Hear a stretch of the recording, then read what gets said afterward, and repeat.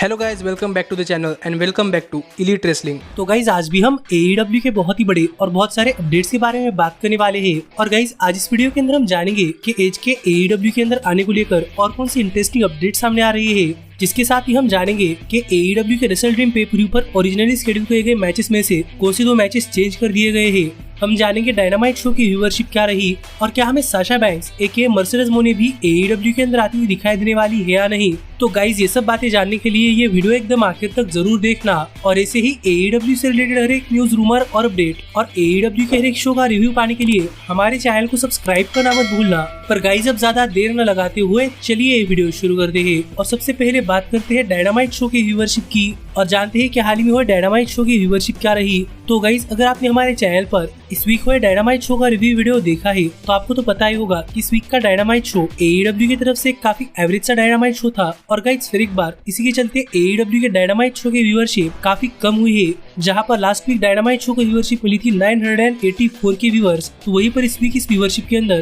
करीब 17% का ड्रॉप आया है और इस वीक जो व्यूअरशिप आई है वो है 855 के व्यूअर्स। जो देखा जाए तो सच में डायनामाइट शो के व्यूअरशिप के अंदर एक काफी बड़ा ड्रॉप है। और इसके साथ ही अगर हम बात करें 18 to 49 एज डेमोग्राफिक की, तो गाइज 18 to 49 एज डेमोग्राफिक में भी करीब 20% का ड्रॉप आया है। जहां पर last week 18 to 49 age demographic के अंदर डायनामाइट शो को रेटिंग्स मिली थी 0.36, तो वहीं पर इस वीक की रेटिंग्स आई है 0.28, जिससे कि आप समझ सकते हैं कि 18 to 49 एज डेमोग्राफिक में भी डायनामाइट शो की व्यूअरशिप काफी कम हुई है। लेकिन गाइज इस सब के बावजूद भी डायनामाइट शो वेडनेसडे के टॉप 150 के वर्ल्ड प्रोग्राम्स में दूसरे नंबर पर आता है। जो देखा जाए तो डायनामाइट शो की व्यूअरशिप के अंदर इतना बड़ा ड्रॉप होने के बावजूद भी डायनामाइट शो के लिए काफी बढ़िया पोजीशन है और ये देखकर तो मैं काफी खुश हूँ। पर आप मुझे कमेंट कर बताइए कि इस व्यूअरशिप पर आपका क्या कहना है। पर देखते हैं कि फिर एक बार डायनामाइट शो की व्यूअरशिप कब बढ़ती है। लेकिन फिलहाल के लिए हम आगे बढ़ते हैं और बात करते हैं हमारे अगले अपडेट की और जानते हैं कि रेसल ड्रीम पे पर ऊपर AEW ने ओरिजिनली कौन से 2 मैचेस एडवर्टाइज किए थे जो कि उन्हें अनफॉर्चुनेटली कैंसिल करने पड़े।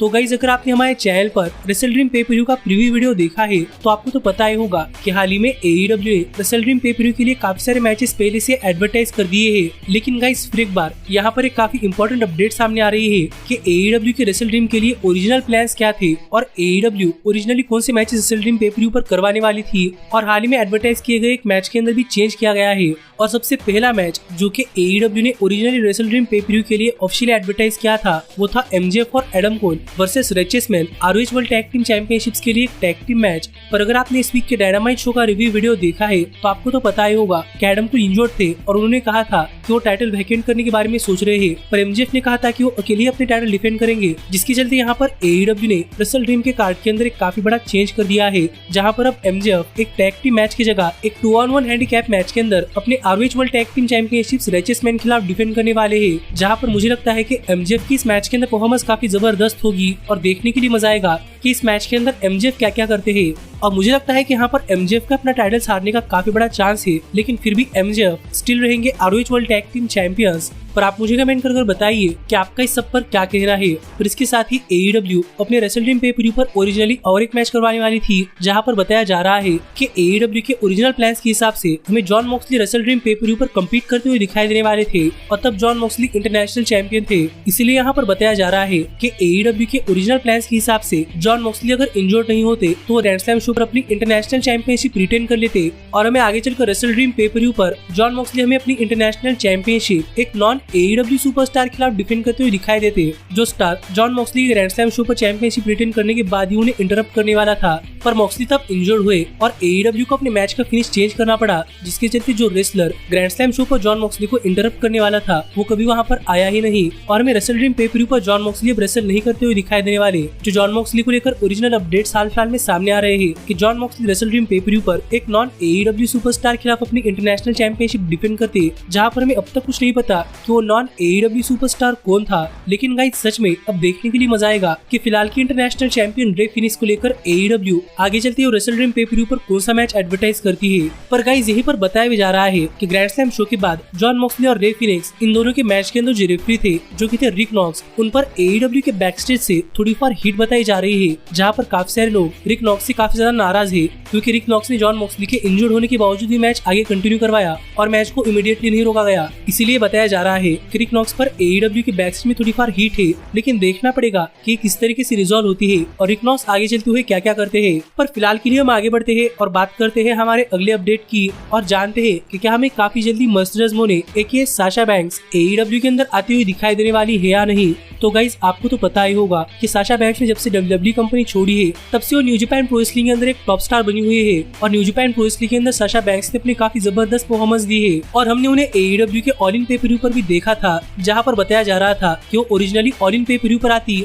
पर वो इंजर्ड हुई थी, इसीलिए वो ऑल इन पे पर व्यू पर नहीं आ पाए। पर फिलहाल में मर्सिडीज मोने को देखकर लग रहा है कि हमें काफी जल्दी मर्सिडीज मोने AEW के अंदर आती हुई दिखाई दे सकती है। और गाइज ऐसा इसलिए क्योंकि हाल ही में मर्सिडीज मोने ने अपने सोशल मीडिया हैंडल्स के ऊपर एक स्टोरी शेयर की, जहां पर आप देख सकते हैं कि उनका कहना है कि मोने टॉक्स, और इस चीज से काफी सारे लोग हिंट लगाने में लगे हुए हैं कि हमें शायद रेसल ड्रीम पे पर व्यू पर मर्सिडीज मोने आती हुई दिखाई दे सकती है। और गाइज अगर ऐसा होता है तो सच में रेसल ड्रीम पे पर व्यू AEW के लिए एक ड्रीम पे पर व्यू होगा, क्योंकि वहाँ पर न सिर्फ मर्सिडीज मोने बल्कि एक और सुपरस्टार के आने के चांसेस है। लेकिन अगर वहाँ पर मर्सिडीज मोने आती है तो देखने के लिए मजा आएगा कि वो आगे AEW के अंदर क्या क्या करती है। पर फिलहाल के लिए हम आगे बढ़ते हैं और बात करते हैं हमारे अगले अपडेट की और गाइस जानते हैं कि हाल ही में फॉर्मर WWE सुपरस्टार एज एके एडम कोपलिन को लेकर कौन सी बड़ी अपडेट सामने आ रही है कि क्या वो हमें काफी जल्दी AEW के अंदर आते हुए दिखाई देने वाले हैं या नहीं। तो गाइज आपको तो पता ही होगा कि एज का WWE के साथ कॉन्ट्रैक्ट ऑफिशियली खत्म हो चुका है और यहाँ पर एज ऑफिशियली एक फ्री एजेंट बन चुके हैं और हाल ही में ऐसे कई सारे रिपोर्ट सामने आ रहे हैं जहाँ पर हमें देखने में लग रहा है कि एज AEW के अंदर आते हुए दिखाई दे सकते हैं। और हाल ही में जो WWE के बैकस्टेज से रिपोर्ट सामने आई थी वो हमें बता रहे हैं कि WWE के हायर अप्स बिलीव कर रहे हैं कि शायद एज AEW के अंदर जाने वाले हैं और इसीलिए एज को लेकर WWE ने काफी बड़ा स्टेप भी उठा लिया है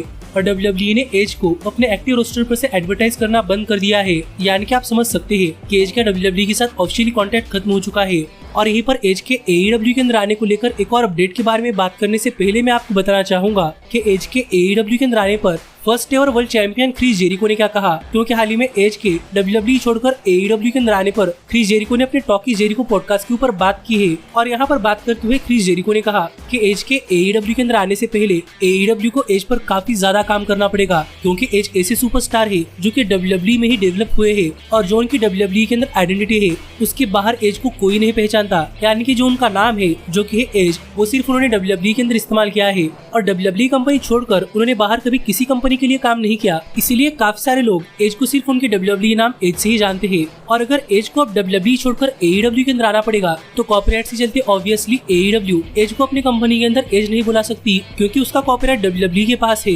इसीलिए एज के लिए नया कैरेक्टर डेवलप करना इसके अंदर काफी ज्यादा टाइम जाएगा और जब तक एज काफी सारी चीजें क्लियर नहीं कर लेते तब तक तो वो AEW के अंदर नहीं आने वाले, जो बातें क्रिस जेरिको ने कही। और गाइस देखा जाए तो सच में काफी इंपॉर्टेंट चीज है, क्योंकि सच में एज ने कभी WWE के बाहर किसी भी रेसलिंग कंपनी के लिए काम नहीं किया। पर इसके बाद जो हाल ही में रिपोर्ट सामने आ रहे हैं वो हमें बता रहे हैं कि एज का WWE के साथ नॉन कम्पीट क्लॉज सितंबर 30 खत्म होने वाला है और अक्टूबर 1 से एज किसी भी रेसलिंग कंपनी के साथ काम करने के लिए टोटली ओपन हो जाएंगे। और आपको तो पता ही है कि अक्टूबर 1 को है AEW का रेसल ड्रीम पे पर व्यू, इसीलिए काफी सारे लोग प्रेडिक्ट कर रहे हैं कि हमें शायद एज रेसल ड्रीम पे पर व्यू पर आते हुए दिखाई दे सकते हैं। जिस पर आपका क्या कहना है आप मुझे कमेंट करके बताइए कि एज के AEW कंपनी ज्वाइन करने के बाद आपका क्या कहना है, एज किस ब्रांड पर काम करे। पर ऐसे ही AEW से रिलेटेड हर एक न्यूज, रूमर और अपडेट और AEW के हर एक शो का रिव्यू पाने के लिए हमारे चैनल को सब्सक्राइब करना मत भूलना। पर अब मैं मिलता हूँ आपसे अगली वीडियो के अंदर, पर तब तक stay healthy, stay happy and keep watching elite wrestling. Hey, did you like that video?